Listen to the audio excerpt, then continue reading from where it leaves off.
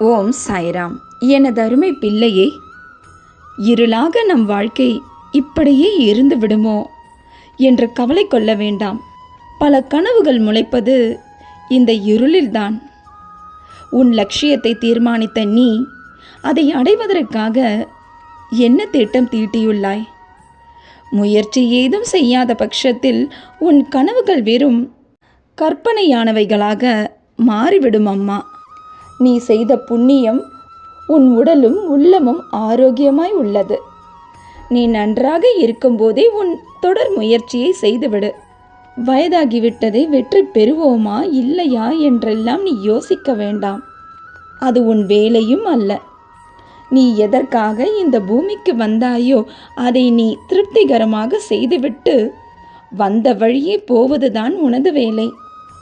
உன் வெற்றிக்காக நீ செய்யும் முயற்சி, அதனால் வரும் பலன் இன்று கிடைக்கலாம், இல்லை நாளை கிடைக்கலாம், இல்லை நாளை மறுநாளும் கிடைக்கலாம், இல்லை இந்த ஜென்மத்தில் கூட கிடைக்காமல் அடுத்த ஜென்மத்தில் கூட கிடைக்கலாம்.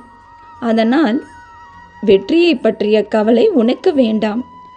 நீ முயற்சி செய்து கொண்டிருக்கும் போதே உன் முன் ஜென்மங்களின் கர்ம வினைகளால் கட்டப்பட்டிருக்கும் கயிறுகள் ஒவ்வொன்றும் அவிழ்க்கப்படுகிறது.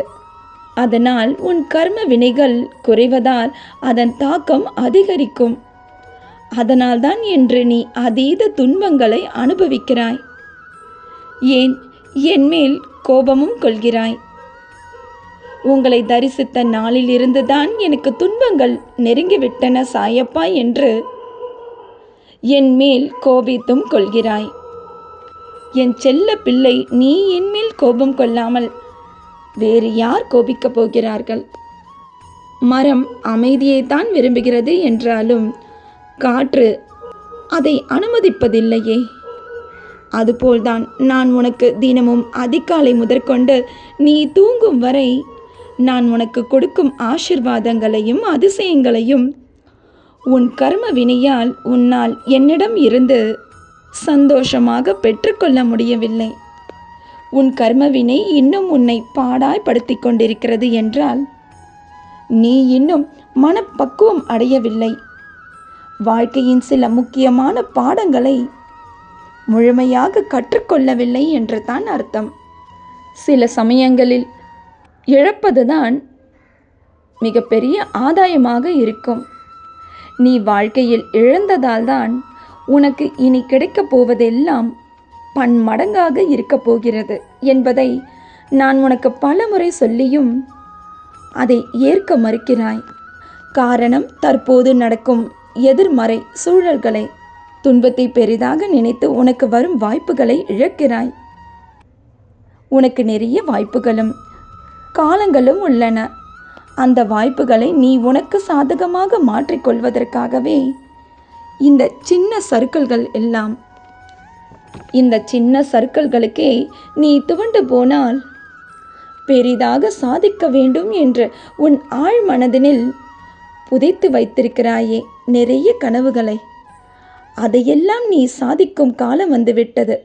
அப்படியென்றால் இன்னும் பல சறுக்கல்களையும் வெவ்வேறு சூழ்நிலைகளையும் நீ பார்க்க வேண்டியுள்ளது. அதையெல்லாம் நீ தாங்கிக் கொள்ள மன வலிமை வேண்டாமா? புதைத்து வை, எல்லாவற்றையும் புதைத்து வை. எல்லா துன்பத்தையும் புதைத்து வை உன் மனதோடு. யாரிடமும் பகிராமல், ஆனால் என்னிடம் மட்டும். நான் உனக்கு என்றுமே அநீதி இழைக்க மாட்டேன். பல தோல்விகளையே பார்த்ததால் சாயப்பா கைவிட்டு விடுவாரோ என்று கதறுகிறாய். உன் சூழ்நிலைகள் சரியில்லாததால் நான் உனக்கும் சரி, உன்னையே நம்பி இருப்பவருக்கும் சரி, சில விஷயங்களை தாமதப்படுத்தியுள்ளேன். அதற்காக நீ அஞ்சாதே. நான் இருக்கிறேன் உன்னோடு. நான் உன்னோடு இல்லை என்றால் நீ இப்பொழுது சாப்பிடும் ருசியான உணவுக்கு கூட கஷ்டப்படும் காலம் உருவாகிவிடும் அம்மா. அதனால் உன்னால் முடிந்த அளவு வாரத்திற்கு ஒரு முறையோ இருமுறையோ ஒருவருக்காவது உன் கையால் செய்த உணவை யாருக்காவது வழங்கிடு. அதை நானே ஒருவர் மூலம் உன்னிடம் இருந்து பெற்றுக்கொள்வேன். பயப்படாதே எதற்கும். உன்னை பயமுறுத்தும் சூழ்நிலைகள் அனைத்தும் மாற உள்ளது. தினமும் தூங்கும் முன்பு என் இரவு ஆரத்தியை எடுத்துவிட்டு தூங்கு. உன் மனக்கவலைக்கு மருந்தாக நானே இருந்து உனக்கு நிம்மதியான தூக்கத்தை தருவேன். முயற்சியுடன் கூடிய பயிற்சியை தொடர்ந்து கொண்டே இரு. உனது வேலையில் உனக்கு தங்க ஜரிகை போட்ட பொன்னாடையை போர்த்தலாமா வேண்டாமா என்பது எனது வேலை. அதுவும் நீ செய்யும் தொடர் முயற்சியை பொறுத்தே. வெற்றிக்கான காலத்தை நீ எட்டிவிட்டாய். சந்தோஷமாக இரு உன் குடும்பத்துடன். இன்றும் என்றும் என்றென்றும் உன் சாயப்பா உன் அருகினில். வாழ்க வையகம், வாழ்க வளமுடன். ஜெய் சாய்ராம்.